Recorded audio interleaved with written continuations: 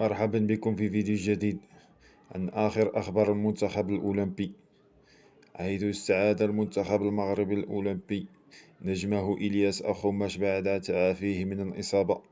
لاعب فياريال الإسباني إلياس أخوماش نجم المنتخب المغربي الأولمبي أكد تعافيه الكامل من الإصابة التي تعرض لها خلال المباراة الافتتاحية للمنتخب بلاده في أولمبياد باريس 2024 أمام الأرجنتين.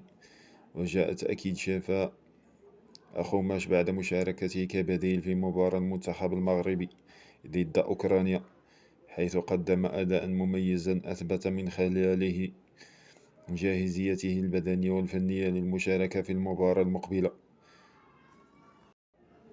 وبفضل هذا التعافي السريع من المؤكد أن يشارك إلياس أخوماش في المباراة الحاسمة التي سيخوضها المنتخب المغربي أمام العراق يوم الثلاثاء المقبل ضمن منافسة دور المجموعات في أولمبياد باريس 2024.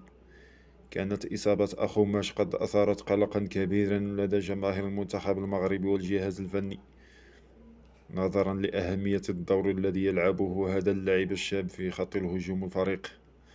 إلا أن أداءه المتميز في مباراة أوكرانيا بدد هذه المخاوف وأعاد الثقة إلى قلوب الجماهير، حيث سيكون إلياس أخوماش أحد الركائز الأساسية في تشكيلة المنتخب المغربي في مواجهة العراق، وذلك بفضل مهاراته الفنية العالية وقدرته على صناعة الفارق في المباريات الحاسمة.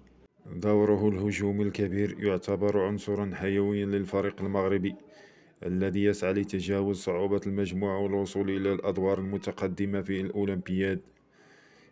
باختصار، عودة أخوماش إلى الملاعب تعزز من قوة المنتخب المغربي وتزيد من أماله في تحقيق نتائج إيجابية في أولمبياد باريس 2024.